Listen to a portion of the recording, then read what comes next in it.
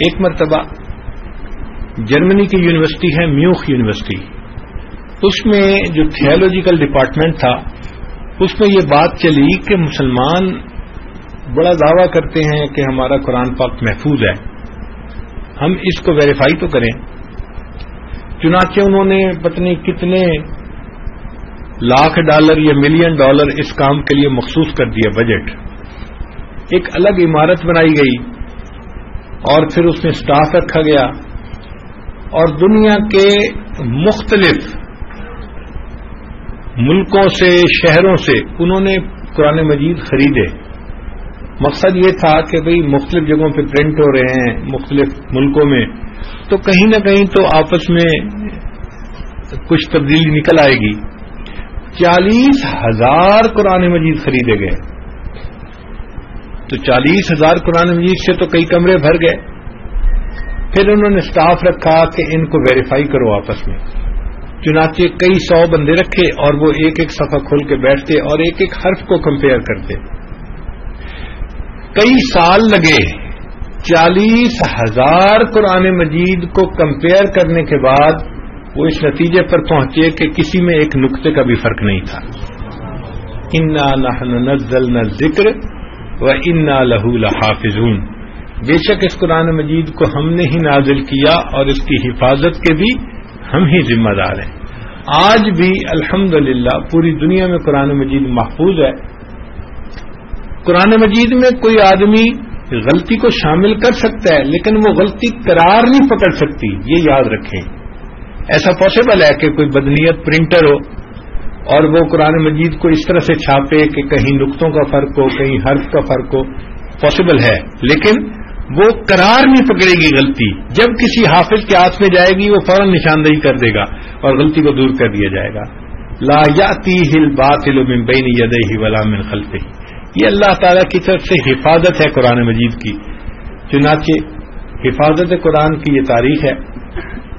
آپ کو ایک ذاتی تجربہ بھی سنا دیں، یہ کوئی 80s کی بات ہے۔ یہ عاجز ان دنوں ورجینیا میں تھا، تو چند علماء آئے اور کہنے لگے جی کہ آپ کے ذمہ ایک کام لگانا ہے۔ میں نے پوچھا کیا کام؟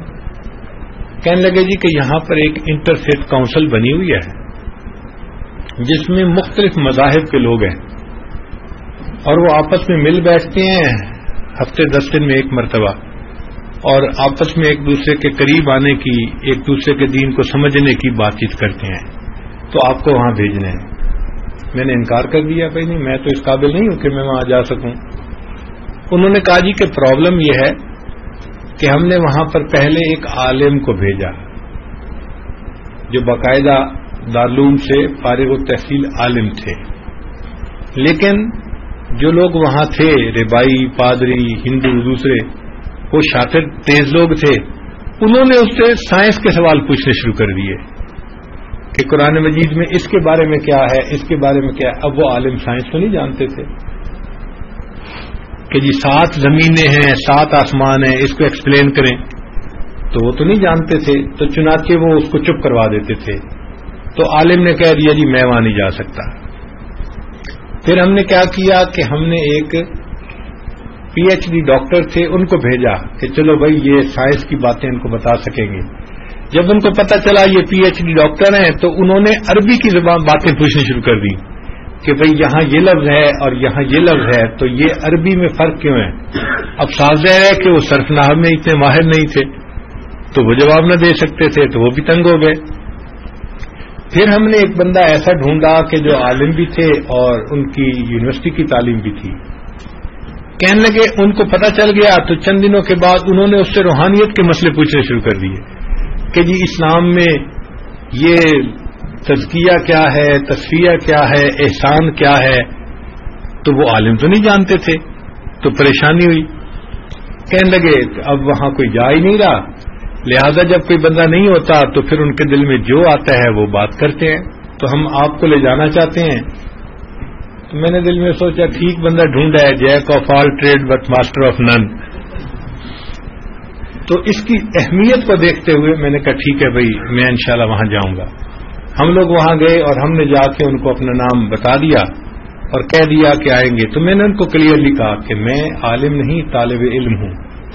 آپ جو پوچھیں گے مجھے آتا ہوگا تو میں بتا دوں گا, نہیں تو میں اپنے بڑوں سے پوچھ کے بتا دوں گا, لیکن آپ کو جواب ضرور دیا جائے گا.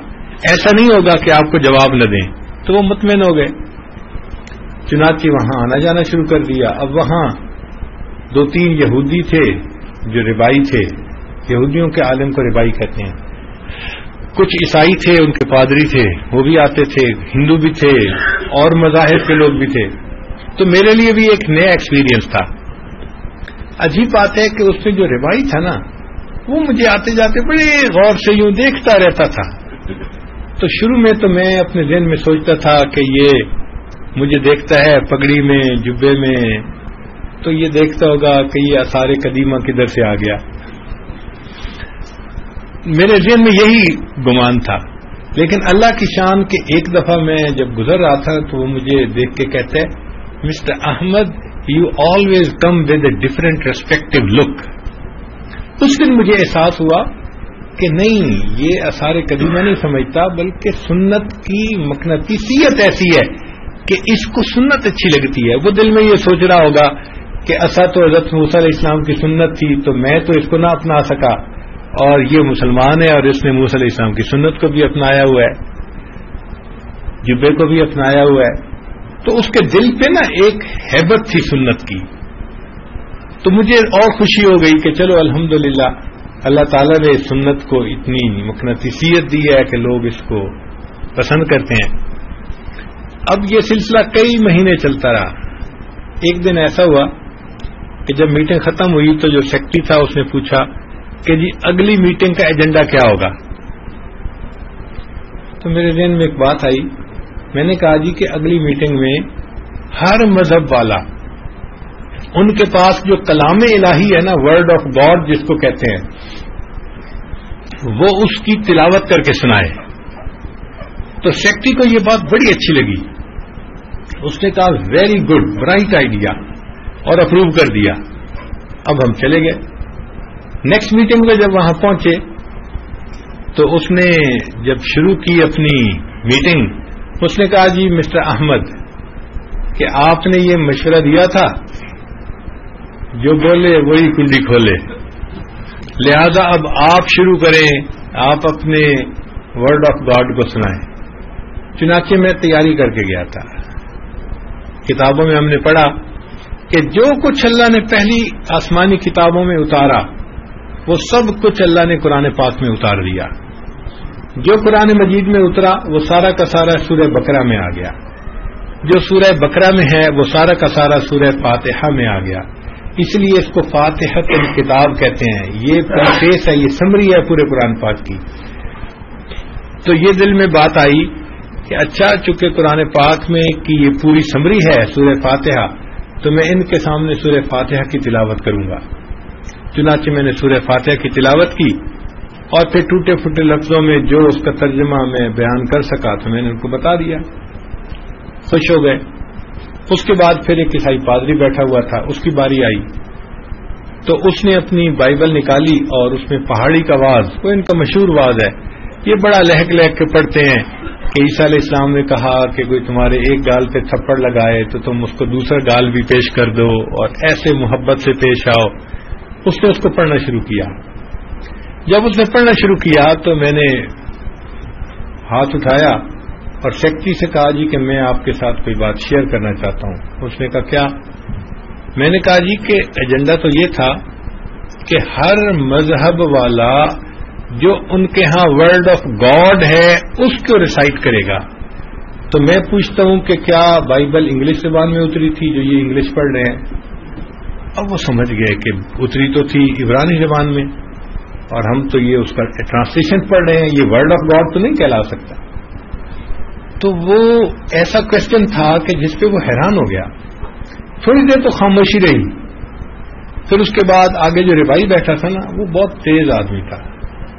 وہ آگے بڑھا اور کہنے لگا mister Ahmed, let me tell you loud and clear. یہ اس کے الفاظ تھے, let me tell you loud and clear. یعنی میں آپ کو یہ بات کھل کے بتانا چاہتا ہوں کہ جتنے دین اس وقت دنیا میں موجود ہیں صرف مسلمان ہیں جن کے پاس اصل ورڈ آف گاڈ موجود ہے، باقی سب کے پاس ترجمے موجود ہیں، ورڈ آف گاڈ موجود نہیں ہے۔ تو جب اس نے یہ الفاظ کہے اتنا دل کو خوشی ہوئی، میں نے آیت پڑھی انا نحن نزلنا الذکر وانا لہ لحافظون، ہم نے اس نصیحت نامے کو نازل کیا اور اس کی حفاظت کے بھی ہم ہی ذمہ دار ہیں۔ واقعی اللہ رب العزت نے اپنی کتاب کی حفاظت کر کے دکھائی۔ آج پوری دنیا مانتی ہے کہ مسلمانوں کے پاس ان کی کتاب محفوظ ہے، ہم خوش نصیب ہیں۔ اب دیکھیں لا الہ الا اللہ لا